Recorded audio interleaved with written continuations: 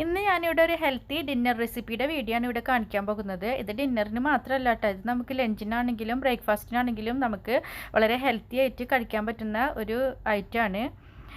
അപ്പോൾ ഇത് diet follow ചെയ്യുന്നവർക്കും ഇത് വളരെ നല്ലൊരു റെസിപ്പിയാണ്.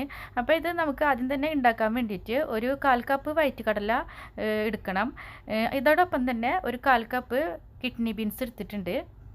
പിന്നെ ഒരു 1/4 കപ്പ് വൈറ്റ് ബീൻസും കൂടി നമുക്ക് ആവശ്യമുണ്ട്.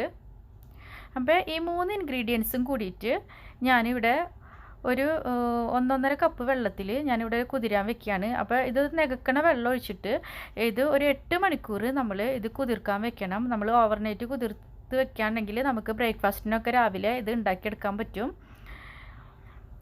അപ്പോൾ 8 മണിക്കൂറിന് ശേഷം ഇത് നല്ലപോലെ കഴുകി അതിലത്തെ വെള്ളമൊക്കെ ഒന്ന് കളഞ്ഞിട്ട് നമുക്ക് ഇതൊരു പാനിലേക്ക് ഇട്ട് കൊടുക്കാം. ഇനി ഇതിലേക്ക് നമ്മൾ ഒരു 2 കപ്പ് വെള്ളം ഒഴിച്ചിട്ട് നമുക്ക് ഇതിലേക്ക് ആവശ്യത്തിന് ഉപ്പും കൂടി ചേർത്തിട്ട് നമുക്കിതൊന്ന് വേവിച്ചെടുക്കണം.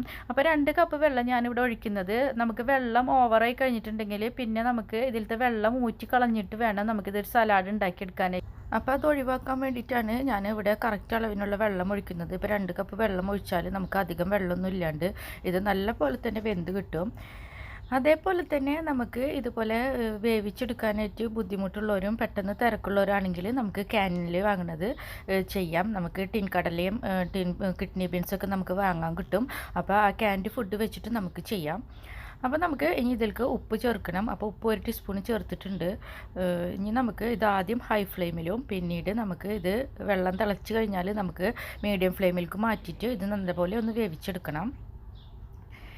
പിന്നെ നമുക്ക് ഈ സലാഡിലേക്ക് ആവശ്യം ഒരു മുട്ടയാണ്. അപ്പോൾ മുട്ട നിങ്ങൾക്ക് 1 or 2 ചേർക്കാം കേട്ടോ. നിങ്ങൾക്ക് 2 പേർക്കൊക്കെ കഴിക്കണം എന്ന് വെച്ചാൽ നമുക്ക് 2 മുട്ട ചേർക്കാം. ഇതിപ്പോൾ ഞാൻ ഒരാൾക്കുള്ള അളവാണ് പറയുന്നത്. അപ്പോൾ ഈ മുട്ട നമുക്ക് ഒന്ന് പുഴുങ്ങിയെടുക്കണം. അപ്പോൾ നമ്മൾ കടലയൊക്കെ വേവുന്നതിൻ്റെ കൂടി തന്നെ ഈ മുട്ടയും ഒന്ന് വെന്ത് വരും. അപ്പോൾ നമ്മളിവിടെ ഇത് റെഡി ആയിട്ടുണ്ട്. കടലയും കിഡ്നി ബീൻസും എല്ലാവരും നല്ല പോലെ വെന്ത് ഇപ്പോൾ റെഡി ആയിട്ടുണ്ട്. അധികം വെള്ളമൊന്നും ഓവറില്ല. ഇനി നമുക്ക് ഇതൊരു സെർവിങ് ബൗളിലേക്ക് മാറ്റാം. പിന്നെ നമുക്ക് ഈ സലാഡ് ചെയ്തെടുക്കുന്ന സമയത്ത് നമുക്ക് ഇഷ്ടപ്പെട്ട ഏത് വെജിറ്റബിൾ വേണമെങ്കിലും ചേർക്കാം. നമുക്ക് ഇതിൻ്റെ കൂടെ ക്യാരറ്റ്, അതേപോലെ തന്നെ കുക്കുംബർ, ചിലർക്ക് സലാഡിന് കുക്കുംബർ ഒഴിവാക്കാൻ പറ്റില്ല, അങ്ങനെയുള്ളവർക്ക് കുക്കുംബർ ചേർക്കാം. ഞാനിവിടെ ചേർക്കുന്നില്ല. പിന്നെ ഞാനിവിടെ ഇതിലേക്ക് ചേർത്തിക്കുന്നത് ഒരു ചെറിയ സബോള ചെറുതായിട്ട് അരിഞ്ഞത്, പിന്നെ കുറച്ചൊരു സ്പ്രിംഗ് ഒനിയൻ, ഒരു 1/4 കപ്പ് സ്പ്രിംഗ് ഒനിയൻ, പിന്നെ നമ്മളിവിടെ മുട്ട പുഴുങ്ങിയത് നമ്മളിവിടെ ചേർത്ത് കൊടുക്കുക. ഒന്ന് സ്ലൈസ് ആക്കിയിട്ട് ഇട്ട് കൊടുത്തിട്ടുണ്ട്.